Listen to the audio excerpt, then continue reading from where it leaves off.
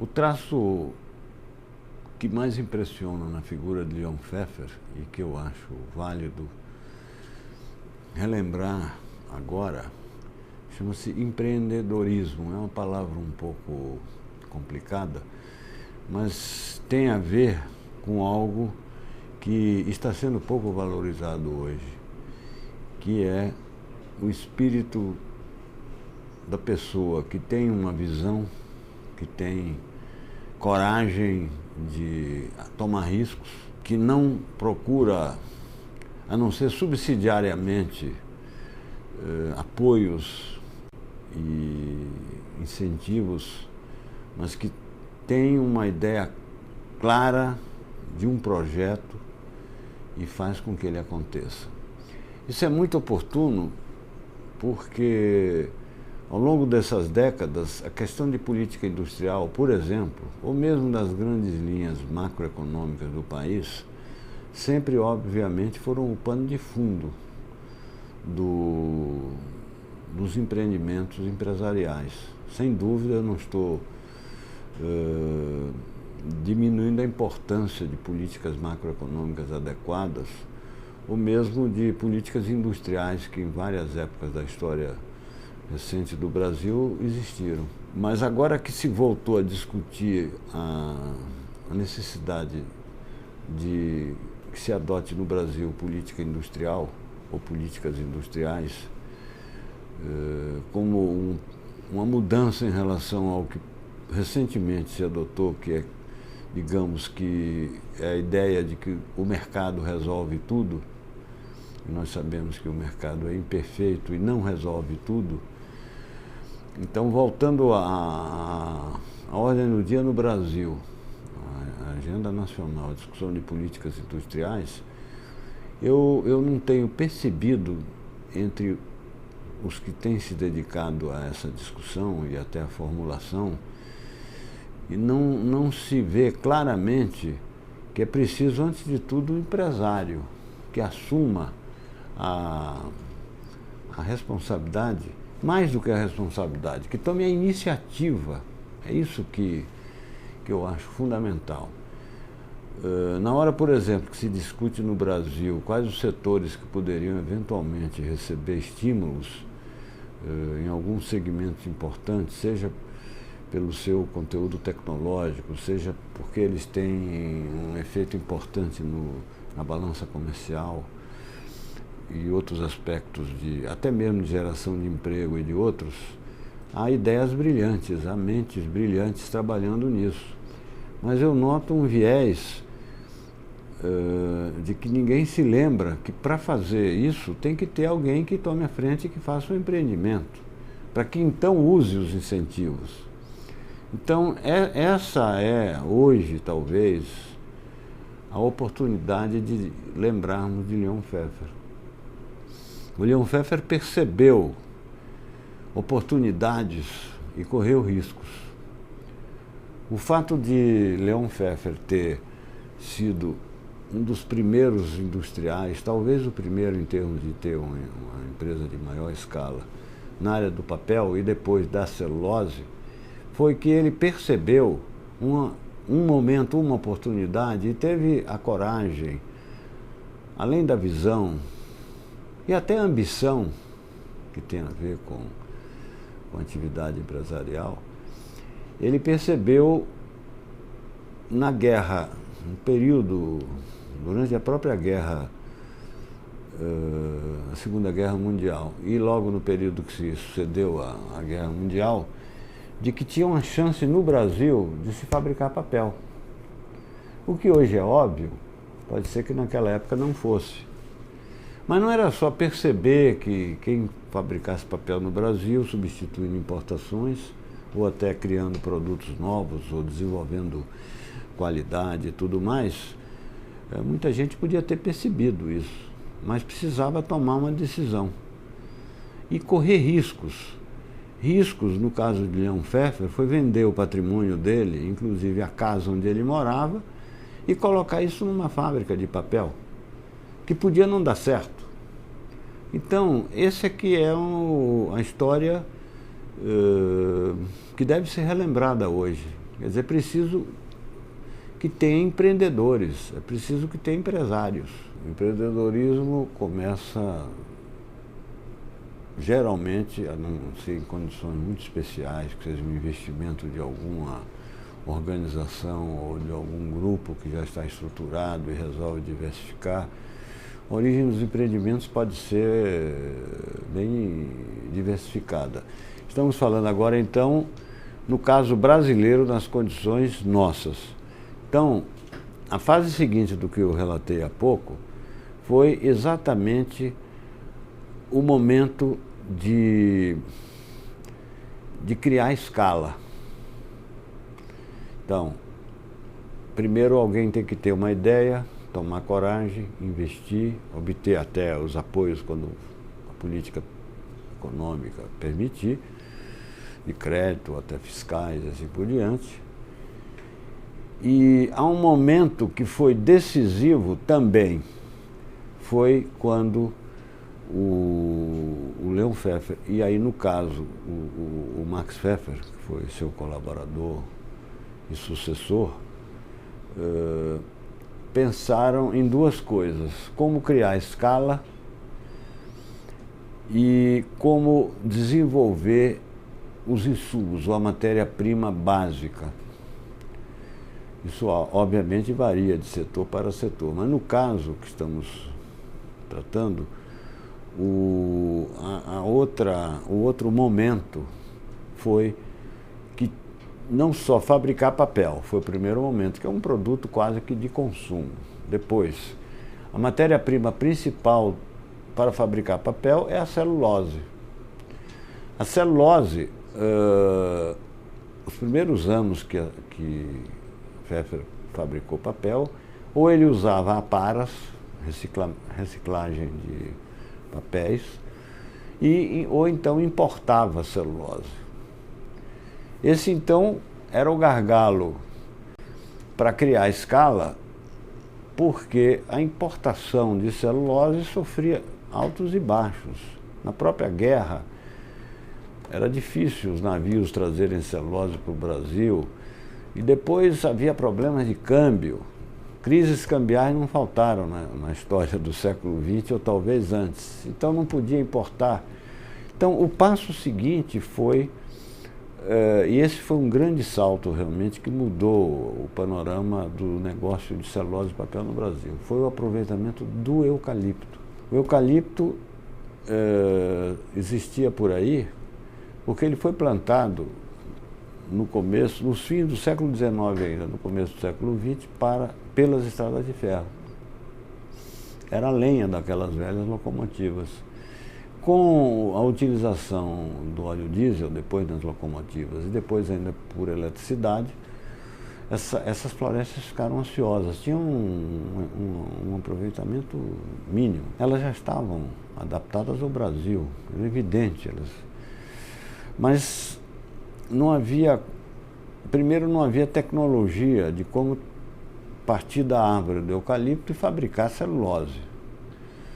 Era considerado sem futuro isso, porque o eucalipto tem qualidades ou características diferentes, por exemplo, do pinheiro, que é usado secularmente para fabricar celulose e papel. É uma madeira dura, de fibra curta, e precisava um salto tecnológico que foi dado nessa época. E foi uma realização da Suzano, do Leon Pfeffer e do Max Pfeffer. Então precisava pensar grande para sair da escala apenas da iniciativa inicial, que era fazer algo, depois uma integração em termos de obtenção, em termos econômicos, da matéria-prima necessária, e daí então surgiu toda uma nova indústria que precisou também muito desenvolvimento tecnológico. Não só para que o eucalipto se tornasse mais produtivo, houve muitos investimentos do setor e da Suzano em fazer com que as florestas de eucalipto se tornassem mais produtivas, em termos num processo que continua hoje, quer dizer, seleção, clonagem, e atualmente na fase de pesquisas do genoma, todo um movimento que fez com que, de fato, o Brasil, utilizando essa oportunidade do eucalipto, perfeitamente adaptado ao Brasil, criasse essas condições que existem hoje. Então, aí é o momento da tecnologia, da escala, oportunidades de integração vertical e tecnologia. Pessoalmente, não gosto dessa expressão terceiro setor, eu não sei qual é a ordem dos setores aí. Na mente de Leon Pfeffer, ele, na operação, digamos, ele separava a atividade empresarial e industrial da atividade social, ou até política. Na operacionalização, ele criava limites, por razões óbvias, até da própria operacionalidade dessas atividades. Mas na mente dele, na forma com que ele encarava a vida, não havia essa fronteira. O Leon achava a coisa, vamos dizer, natural, de que ele tinha que ter uma participação na vida social.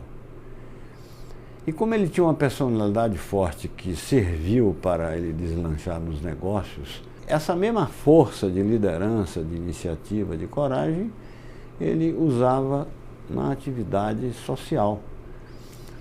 E ele encontrava tempo para tudo, que é hoje outra síndrome do nosso tempo. Os executivos, os empresários nunca têm tempo para nada. E o Leon Pfeffer tinha tempo para tudo. Não só tempo, como energia. A partir de um certo nível, o ser humano não gasta tempo, ele gasta energia, ele aloca energia. O tempo é uma variável secundária. O que faz as coisas se moverem é a energia, a força, a vontade ou com uma ideia, um ideal. A palavra ideal hoje não está muito popular, mas ela existe realmente. O desafio agora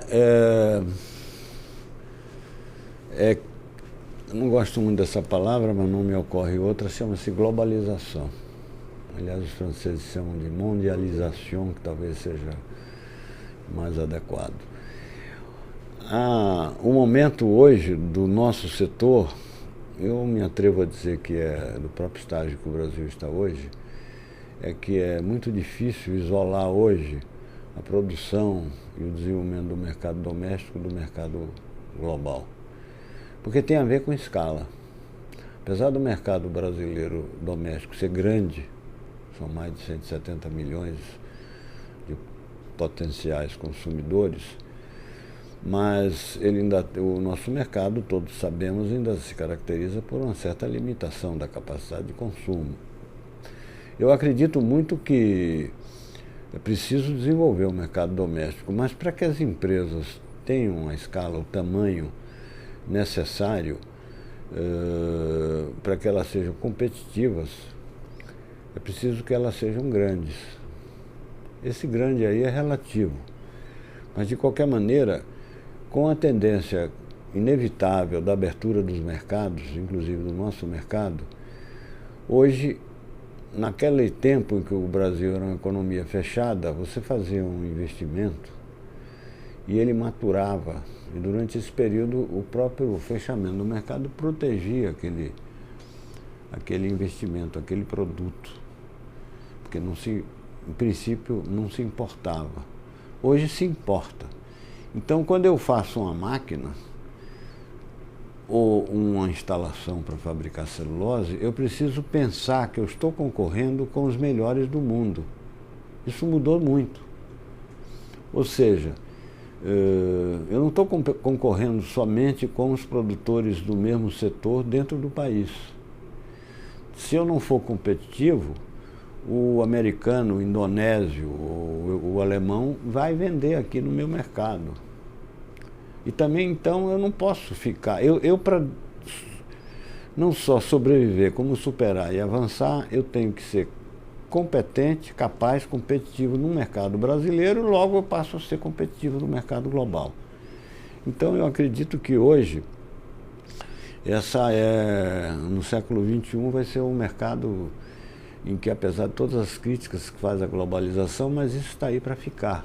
Eu não imagino outro modelo que não seja desses fluxos globais, cada vez mais importantes, e que ninguém pode ficar fora desse processo. Então, mas essa questão da globalização, que depende de escala de produção, mas basicamente tem a ver com tecnologia. Tecnologia não é somente fabricar, não é somente produzir a última palavra em termos de software ou de informatização. Isso fica na mente das pessoas, e até de pessoas com grande responsabilidade em Brasília e outros lugares, que é algo artificial de pessoas que não conhecem bem o mundo real. Tecnologia não é somente disputar com japoneses ou americanos a última palavra em informatização e toda essa parafernália que é muito importante, mas que não depende de nossa vontade nós dispormos disso. Eu defendo muito a tecnologia média, que está ao nosso alcance. Tecnologia média é isso que nós estamos fazendo. Então, é desenvolver florestas ou árvores nas condições brasileiras, que ninguém vai nos trazer essa tecnologia. É desenvolver a tecnologia do agribusiness. Já está se tornando até muito batida essa conversa, mas então não tem milagres. O fato do Brasil ter uma posição importante no agribusiness, eu até diria, por extensão, que o negócio de celulose faz parte desse grande universo. É tecnologia. Nós não poderíamos ter chegado onde chegamos se não houvesse esse desenvolvimento que está ao nosso alcance. É claro que ele tem que avançar mais, se aperfeiçoar, tomar extensão maior, se aprofundar mais. Mas a palavra de ordem hoje, acho eu, no século XXI, além, obviamente, do empreendedorismo, que acho que não vai passar de moda nunca, mas tem a ver com um avanço nessas questões de tecnologia, nessas questões da realidade, do conhecimento das condições brasileiras, e não tentar apenas copiar o que outros fazem e têm condições no momento melhores do que as nossas para fazê-lo. E tecnologia aí tem a ver com marketing, tem a ver com uma série de outras coisas que o Brasil está aprendendo.